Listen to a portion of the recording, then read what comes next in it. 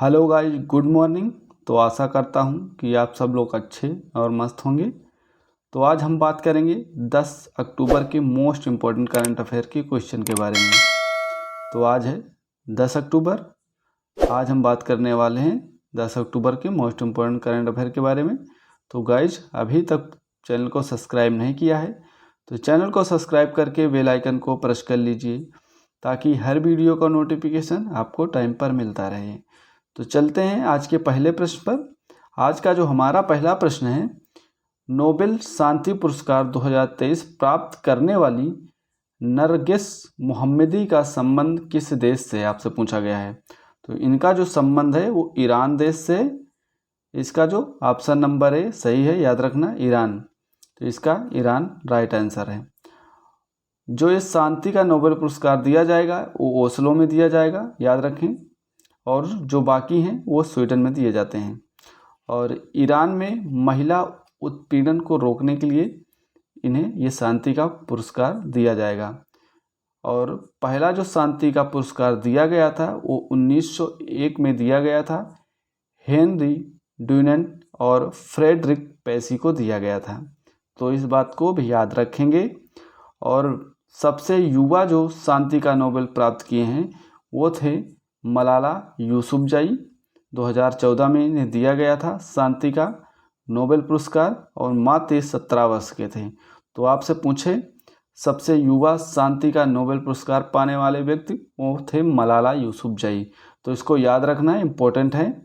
और सर्वाधिक बार जो शांति का नोबेल दिया गया था वो दिया गया है जो रेड क्रॉस संस्था है, उसे 3 बार शांति का नोबेल मिल चुका है। तो आपसे पूछे किस संस्था को, तो रेड क्रॉस संस्था को मिला है नोबेल 3 बार। तो इस बात को याद रखेंगे। चलते हैं, आगे बढ़ते हैं। भौतिकी का नोबेल पुरस्कार किसे दिया जाएगा। तो ये जो दिया जाएगा भौतिकी का नोबेल पुरस्कार, ये दिया जाएगा 3 लोगों को, पियरे एगोस्टिनी को और फ्रैंक जो क्राज हैं और एनी एल इडलियर को दिया जाएगा। घोषणा हो चुकी है इनकी। और जो साहित्य का दिया जाएगा वो जान फांसी को दिया जाएगा। और रसायन का जो नोबेल पुरस्कार दिया जाएगा वो एलेक्सी एकिमोव और मौगी बावड़ी और लुइस ब्रूस। तो जो रसायन का है उसमें भी 3 लोगों को दिया जाएगा। चिकित्सा में 2 लोगों को इस बार नोबेल दिया जाएगा। एक हैं कैटलिन कारिको जो कि हंगरी देश की रहने वाली है, और हैं बिशमैन जो कि यूएसए की रहने वाली है। तो इनको ये पुरस्कार दिया जाएगा। ठीक है, तो बढ़ते हैं आगे, याद रखना। क्वेश्चन नंबर हमारा 2 है कि हाल ही में परमाणु ब्यूरोवेस्टिनिक का किसने सफल परीक्षण किया है। ठीक है, तो आपसे पूछा है। तो इसका जो सफल परीक्षण किया गया है वो रूस द्वारा किया गया है। ऑप्शन नंबर इसका भी सही है, रूस इसका राइट आंसर है। चलते हैं, बढ़ते हैं आगे। ये जो है ये परमाणु क्रूज मिसाइल है। ये सरमत मिसाइल है जिसे इंटर कॉन्टिनेंटल बैलिस्टिक मिसाइल बोलते हैं। और कुछ इंपॉर्टेंट पॉइंट है, जैसे कि आपसे पूछे फतेह या खैबर, ये ईरान की मिसाइल है। और जिसकॉन ये रूस द्वारा लॉन्च की गई मिसाइल है जो हाइपरसोनिक मिसाइल है, याद रखना। ये जो जिसकॉन है ये हाइपरसोनिक मिसाइल है, ये रूस द्वारा लॉन्च की गई है। और जो ओफेक है ये इजराइल की मिसाइल है। ये जासूसी उपग्रह, इसे बोलते हैं जासूसी उपग्रह है ये एक। और जो अस्त्र है वो हवा से हवा में मार करने वाली मिसाइल है। अस्त्र, आपसे पूछे अस्त्र कैसी मिसाइल है, तो हवा से हवा में मार करने वाली ये मिसाइल है। ठीक है, तो इस बात को याद रखेंगे। चलते हैं, बढ़ते हैं आगे। क्वेश्चन नंबर 3 है, मोस्ट इम्पोर्टेंट क्वेश्चन है, याद रखना। 19वें एशियन गेम्स 2023 में भारत ने हॉकी में कौन सा पदक जीता है। तो भारत ने हॉकी में अभी हाल ही में स्वर्ण पदक जीत चुका है, याद रखना। अब भारत के 100 प्लस पदक हो चुके हैं, इस बात को भी याद रखें। भारत पहली बार 100 प्लस पदक जीता है एशियन गेम में। ठीक, इससे पहले 70 जीता था। ठीक है, तो अब की बार सबसे ज़्यादा पदक भारत ला रहा है। तो इस बात को याद रखें। जैसे भी अपडेट जैसे होती रहेगी वैसे मैं आपको देता रहूँगा। तो अभी तक मेरा चैनल सब्सक्राइब नहीं किया दोस्तों तो सब्सक्राइब करें और वीडियो को लाइक ज़रूर करें। सभी लोग एक बार वीडियो को लाइक कर दें। तब तक बढ़ते हैं आगे, चलते हैं आगे बढ़ते हैं। ये जो इसमें जो रजत पदक जीता है वो जापान ने जीता है। भारत और जापान के बीच में फाइनल मैच हुआ था, ठीक है। तो इसमें जो हॉकी का इसमें जो जापान है वो रजत पदक जीता है और भारत ने इसमें गोल्ड मेडल जीत लिया है। तो इस बात को याद रखें, ठीक है। और टूर्नामेंट का ये बेस्ट स्कोर आपसे पूछे इसमें किसने किया है, तो हरमनप्रीत ने किया है, ठीक है। और भारतीय पुरुष हॉकी टीम का एशियन गेम में चौथा गोल्ड है ये, ठीक है। इस बार ये चौथा गोल्ड है। इससे पहले 1996 में गोल्ड जीता था, 1966 में जीता था, 1998 में एक गोल्ड जीता था और 2014 में भी गोल्ड जीता था। तो ये जो है भारतीय पुरुष हॉकी टीम का ये चौथा गोल्ड मेडल है, ठीक है, 2023 का। तो याद रखना है। चलते हैं आगे बढ़ते हैं। पारुल चौधरी मोस्ट इम्पॉर्टेंट जो भी हो चुके हैं उनका रिवीजन करवा रहा हूँ, तो याद रखना, ठीक है। रिवीजन इसलिए करवाता हूँ कि आपको याद हो जाए, ठीक है। बार बार इसीलिए मैं रिपीट करवाता रहता हूँ सारे क्वेश्चनों को, तो इसलिए याद हो जाए। तो ये जो पारुल चौधरी हैं ये 5000 मीटर की दौड़ में गोल्ड मेडल जीता है एशियन गेम में। और जो अन्नू रानी है ये भाला फेंक में स्वर्ण पदक जीता है, ठीक है। और एशियन गेम का ये 19वां संस्करण है, याद रखना। और पहला संस्करण जो है, जो पहला पदक जीता गया था निशानेबाजी में जीता गया। जो अभी हाल ही में एशियन गेम हो रहे हैं 19वां संस्करण का, इसका जो पहला पदक आया था स्वर्ण पदक ये निशानेबाजी में आया था, जिसमें से ऐश्वर्य, दिव्यांश और रुद्रास इन्होंने गोल्ड लाया है। और 41 वर्षों के बाद जो स्वर्ण पदक जिसमें जीता गया है वो घुड़सवारी में जीता गया है, याद रखना। घुड़सवारी में 41 वर्षों के बाद स्वर्ण पदक जीता गया है। और तीरंदाजी मोस्ट इम्पोर्टेंट पॉइंट है कि तीरंदाजी में पहला स्वर्ण पदक किसने जीता है, तो जीता है ओजस और ज्योति ने। तो याद रखें, इन दोनों को पूछेगा परीक्षा में, आने वाली परीक्षाओं में ज़रूर पूछेगा, इन सारे क्वेश्चनों से क्वेश्चन बनेंगे। क्वेश्चन नंबर 4 है, हाल ही में दिव्यांगजनों के लिए देश में पहले हाईटेक खेल प्रशिक्षण केंद्र का उद्घाटन कहाँ किया गया है। तो इसका जो उद्घाटन किया गया है वो ग्वालियर में किया गया है। ऑप्शन नंबर डी सही, याद रखना, ग्वालियर इसका राइट आंसर है, ठीक है। दिव्यांगजनों के लिए पहले हाईटेक खेल प्रशिक्षण का उद्घाटन ग्वालियर में किया गया है। तो इस बात को याद रखें। और इसका जो उद्घाटन किया है वो पीएम नरेंद्र मोदी द्वारा किया गया है, याद रखेंगे। और अटल बिहारी वाजपेयी की जो सम्मान में इसका उद्घाटन किया गया है। आगे बढ़ते हैं। आपसे पूछा गया है कि देश का पहला सौर शहर कौन है, तो वो है सांची, ठीक है। सांची देश का पहला सौर शहर बन चुका है। और देश का पहला यूनिटी मॉल आपसे पूछे तो ये जो खोला गया है उज्जैन में खोला गया है, मध्य प्रदेश उज्जैन के, ठीक है। और मॉब लिंचिंग पीड़ित मुआवजा योजना जो शुरू की है वो मध्य प्रदेश राज्य ने शुरू की है। और आदि सरकार की जो आदि शंकराचार्य की 108 फीट ऊंची प्रतिमा बनाई गई थी वह स्टैचू ऑफ वननेस है। इसका नाम जो है स्टैचू ऑफ वननेस है, ठीक है। ओमकारेश्वर ये मध्य प्रदेश में बनाई गई है। तो इस बात को याद रखें, स्थान जरूर याद रखेंगे। जो आदि शंकराचार्य की 108 फीट ऊंची प्रतिमा बनाई गई है उसका नाम स्टैचू ऑफ वननेस है और ये ओमकारेश्वर में बनाई गई है, मध्य प्रदेश, याद रखेंगे। और इंडिया स्मार्ट सिटी कॉन्क्लेव 2023 जो हुआ है वो इंदौर मध्य प्रदेश में इसका आयोजन किया गया है, तो याद रखेंगे। आगे बढ़ते हैं। क्वेश्चन नंबर 5 है, हाल ही में राजस्थान सरकार ने कौन से नए जिलों की घोषणा की है। तो याद रखना, राजस्थान में अब कुल मिला के 53 जिले हो चुके हैं। अभी हाल ही में फिर 3 जिले की घोषणा की गई, उसमें से पहला जो मालपुरा है और सुजानगढ़ है और कुचामान सिटी है, ठीक है, कुचामान सिटी है।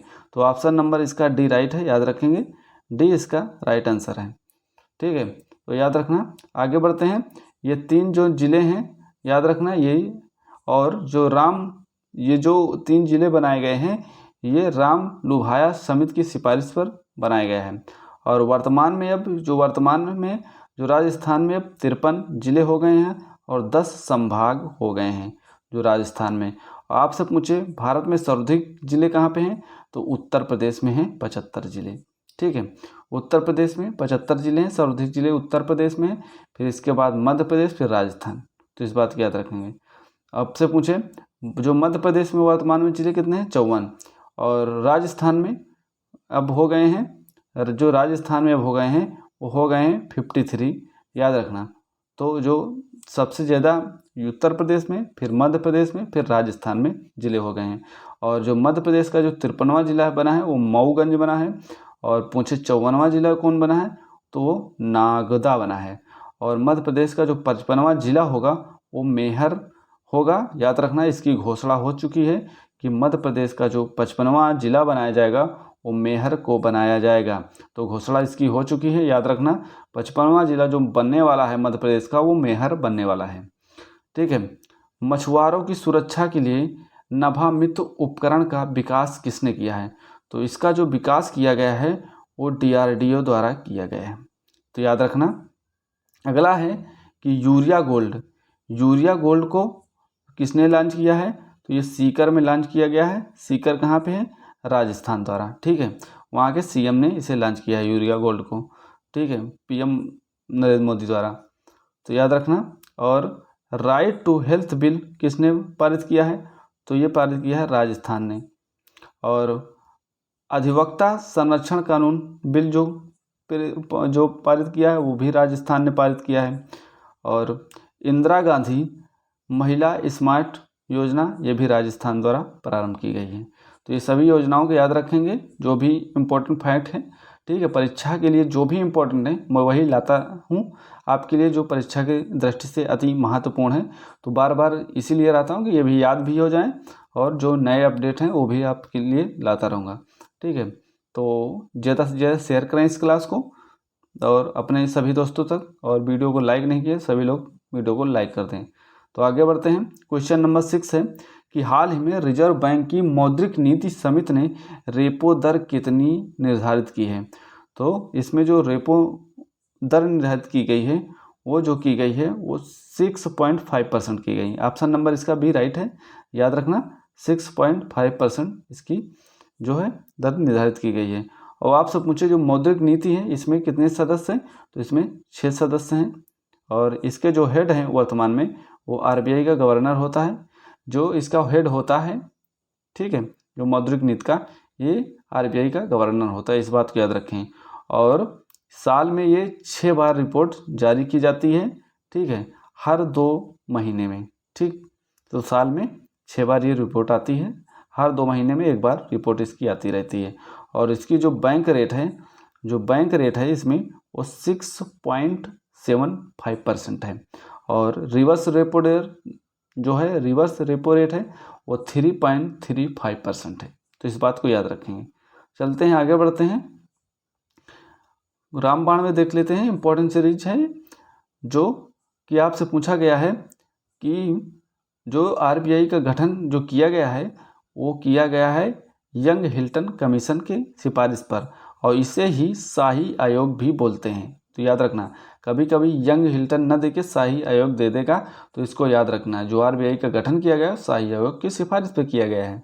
और जो RBI का जो राष्ट्रीयकरण हुआ है वो कि इसका राष्ट्रीयकरण किया गया है 1 जनवरी 1949 को इसका राष्ट्रीयकरण किया गया। तो इस बात को याद रखें। और RBI के जो पहले भारतीय गवर्नर थे वो थे CD देशमुख। और RBI के लेखा वर्ष जो होता है वो 1 जुलाई से 30 जून तक होता है इसका लेखा वर्ष। तो इस बात को याद रखेंगे। आगे बढ़ते हैं। क्वेश्चन नंबर 7 है, हाल ही में किस राज्य के पारंपरिक पनीर चुरपी को GI टैग प्रदान किया गया है? तो ये जो पनीर चुरपी है ये जो GI टैग दिया गया है ये अरुणाचल प्रदेश का GI टैग इसे दिया गया है। तो ऑप्शन नंबर इसका सी राइट है, ठीक है। अरुणाचल प्रदेश का ये पनीर चुरपी GI टैग है, तो इस बात को याद रखेंगे। और कुछ और इम्पोर्टेंट GI टैग है, जैसे कि माता नी पछेड़ी कहाँ के GI टैग दिया गया है? ये गुजरात का GI टैग इसे दिया गया है। और कारी इसादी आम ये कर्नाटक द्वारा GI टैग इसे दिया गया है। और सुंदरजा आम या रीवा मध्य प्रदेश द्वारा इसे GI टैग दिया गया है। और कम्बम अंगूर का जो GI टैग दिया गया है वो तमिलनाडु द्वारा GI टैग इसे दिया गया है, कम्बम अंगूर का। तो आगे बढ़ते हैं। और आपसे अरुणाचल प्रदेश आया है तो उसके बारे में जान लेते हैं। अरुणाचल प्रदेश की जो स्थापना हुई है वो 1987 में हुई है और यहाँ के जो सीएम है वो पेमा खांडू हैं और दर्रा यहाँ का जो प्रसिद्ध है वो बोमडिला दर्रा है और जो इसकी सीमा लगती है अरुणाचल प्रदेश की वो चीन और म्यांमार से लगती है। ठीक है, चीन और म्यांमार से इसकी सीमा लगती है और यहाँ की जो राजधानी है वो है ईटानगर और यहाँ के जो पर्वत हैं वो है नामचा बरवा पर्वत। ठीक है, नामचा बरवा पर्वत और यहाँ के जो राष्ट्रीय उद्यान है वो है नामदफा और मोलिंग राष्ट्रीय उद्यान। तो इस बात को याद रखेंगे। आगे बढ़ते हैं क्वेश्चन नंबर 8 की तरफ। हाल ही में दूरसंचार दिग्गज नोकिया ने 6G लैब का उद्घाटन कहाँ किया है? जो नोकिया है वो 6G लैब का उद्घाटन किया है। तो आपसे पूछा कहाँ किया है, तो ये किया है बेंगलुरु में। बेंगलुरु में इसका उद्घाटन किया गया है। तो इसका जो ऑप्शन सही है डी सही है, तो याद रखेंगे। आगे बढ़ते हैं। इसका जो उद्घाटन किया है वो अश्विनी वैष्णव ने किया है। ये टेलीकॉम मंत्री भी हैं और भारत के जो रेल मंत्री भी हैं, तो याद रखना। और इसकी जो थीम है वह है नेटवर्क एज ए जो है सेंसर, इसकी थीम है। तो इस थीम को याद रखेंगे, इंपॉर्टेंट थीम है। और आपसे पूछा जल दोस्त जो एयरबोट है ये किसने लॉन्च किया है? तो ये बेंगलुरु द्वारा लॉन्च किया गया है। और एकीकृत सिमुलेटर कॉम्प्लेक्स ध्रुव का उद्घाटन किसने किया है? तो कोच्चि द्वारा किया गया है, जो राजनाथ सिंह ने किया है कोच्चि में। और भारत का पहला जियोलॉजिस्टिक जो पार्क है, जो भारत का पहला जियोलॉजिस्टिक पार्क है वो बना है लम्हेटा मध्य प्रदेश का। ठीक है, और भारत का पहला अंडर बारूदी सुरंगों का पता लगाने वाला वाहन जो है, जो अंदर जो पानी के अंदर सुरंगें हैं, जो बारूदी सुरंगें, उसका जो पता लगाने वाला जो वाहन है वो था निराक्षी। ठीक है, निराक्षी को लॉन्च किया गया है। निराक्षी वाहन है, भारत का पहला है, याद रखा, अंडर वाटर बारूदी सुरंगों का पता लगाने के लिए। तो ये है निराक्षी। क्वेश्चन नंबर 9 है। हाल ही में मुख्यमंत्री सुख आश्रय योजना कहाँ प्रारंभ की गई है? मोस्ट इंपॉर्टेंट क्वेश्चन है, याद रखेंगे। जो मुख्यमंत्री सुख आश्रय योजना प्रारंभ की गई है वो की गई है हिमाचल प्रदेश में। ठीक है, तो इसका जो ऑप्शन सही है, ऑप्शन नंबर ए सही है, हिमाचल प्रदेश। हिमाचल प्रदेश इसका राइट आंसर है।